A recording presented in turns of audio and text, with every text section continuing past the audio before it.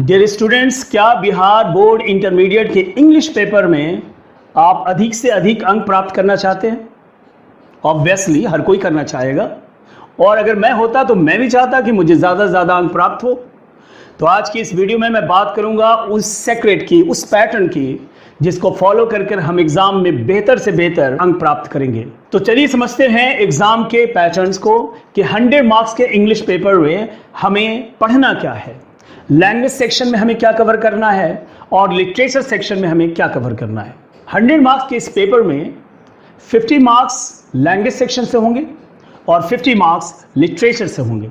तो सबसे पहले लिटरेचर की बात करते हैं कि लिटरेचर में 2 बुक्स प्रिस्क्राइब्ड है बिहार सरकार के द्वारा। The first one is story of English and the second one is rainbow part 2। तो सबसे पहले स्टोरी ऑफ इंग्लिश की बात करें। इससे पहले कि हम बात को आगे बढ़ाएं, यहाँ मैं कुछ बातें आपसे करना चाहता हूँ कि बहुत सारे स्टूडेंट्स के ये कमेंट्स आ रहे थे कि शायद वो स्टोरी ऑफ इंग्लिश को 50 मार्क्स का समझ रहे हों, और वो कह रहे थे कि सर ये तो 50 मार्क्स का है, तो आप बिल्कुल ये मन से निकाल दें वरना कंफ्यूजन होगा एग्जाम के दिन। आप स्टोरी ऑफ इंग्लिश को 50 मार्क्स का बिल्कुल ना समझें। स्टोरी ऑफ इंग्लिश 100 मार्क्स के पेपर में है। सो 2 books have been prescribed. The first one is Story of English and the second one is Rainbow Part 2. अब स्टोरी ऑफ इंग्लिश के कुछ चैप्टर्स 11th में पढ़ने हैं और कुछ चैप्टर्स 12 में पढ़ने हैं। तो जो 12 के फाइनल एग्जाम्स होंगे उसमें वही चैप्टर से क्वेश्चंस आएंगे जो 12 के सिलेबस में प्रिस्क्राइब्ड हैं। 11th वाले क्वेश्चंस, 11th वाले चैप्टर से क्वेश्चंस फाइनल एग्जाम में नहीं पूछे जाएंगे। सो आपका पूरा ध्यान उन चैप्टर्स पर होगा have been prescribed for 12 classes. So ये बात रही स्टोरी ऑफ इंग्लिश की। और जो दूसरी बुक है वो है rainbow part 2। Rainbow part 2 consist of 2 section. The first one is prose and the second one is poetry. एक और भी सेक्शन है रीड, थिंक एंड एंजॉय, तो उसको ऐसे ही पढ़ना है, उससे एग्जाम में क्वेश्चंस नहीं आएंगे। तो अभी हम उस सेक्शन की बात करेंगे जिससे हमारा एग्जाम से संबंध है, and that is prose and poetry. Prose में बहुत सारे चैप्टर्स हैं, पोएट्री में बहुत सारे चैप्टर्स हैं। इसमें ऑब्जेक्टिव टाइप के भी क्वेश्चंस आएंगे और सब्जेक्टिव भी आएंगे। तो एक तो आपको एक आउटलाइन मिल गया कि जो लिटरेचर है, जो टेक्स्ट बुक है वो 2 है, स्टोरी ऑफ इंग्लिश और रेनबो पार्ट 2। रेनबो पार्ट 2 के अंदर 2 सेक्शन, एक प्रोज और एक पोएट्री। अब बात करते हैं ग्रामर सेक्शन की। तो हमने कहा कि ग्रामर में 50 क्वेश्चंस आएंगे from grammar section and 50 questions will be asked from the textbook. अब जो 50 क्वेश्चंस हैं ग्रामर के, उसमें से out of 50 30 questions will be asked from grammar और objective multiple choice questions will be there. जो 30 क्वेश्चंस होंगे वो MCQ होंगे, मल्टीपल चॉइस क्वेश्चंस होंगे, and almost 20 questions will be of subjective nature. और उसी प्रकार जब हम लिटरेचर की बात करेंगे तो इसमें जो 20 क्वेश्चंस होंगे वो MCQ टाइप होंगे, मल्टीपल चॉइस क्वेश्चन होंगे, ऑब्जेक्टिव होंगे, और जो 30 क्वेश्चंस होंगे that will be of subjective nature. तो यहां आपने देखा कि आउट ऑफ 100 में आपका जो 30 क्वेश्चंस लिटरेचर ग्रामर से है और 20 क्वेश्चंस लिटरेचर से है, इसका मतलब 50 questions will be of objective type questions. इसे ध्यान से समझ ले। 100 मार्क्स के पेपर में 50 मार्क्स जो है वो ऑब्जेक्टिव होगा और जो 50 मार्क्स होंगे वो सब्जेक्टिव होंगे।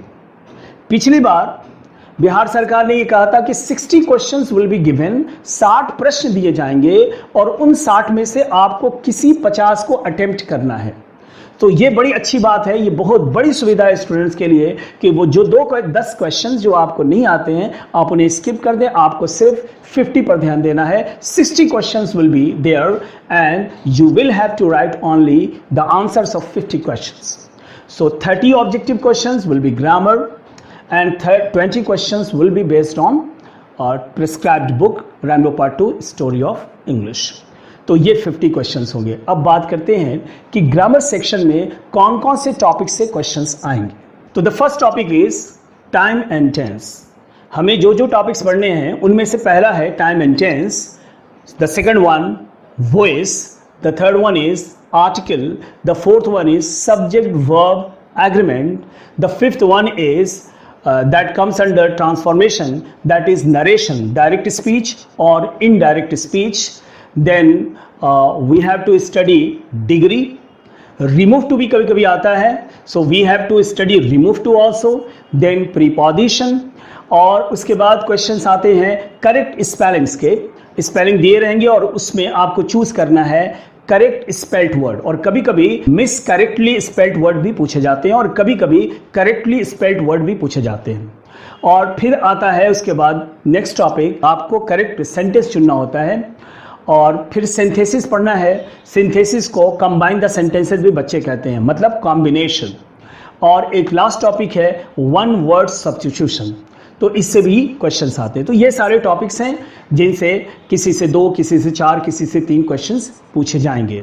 सो these are the questions out of which 30 questions will be based of objective nature. अब इसमें से जो 20 मार्क्स के क्वेश्चंस हैं, उन 20 मार्क्स में जो पूछे जाएंगे वो एक ऐसे होगा, लेटर राइटिंग या एप्लीकेशन राइटिंग होगा, और पैसेज या कॉम्प्रहेंशन जिसे कहते हैं, पैसेज या प्रेसी राइटिंग पूछे जाएंगे।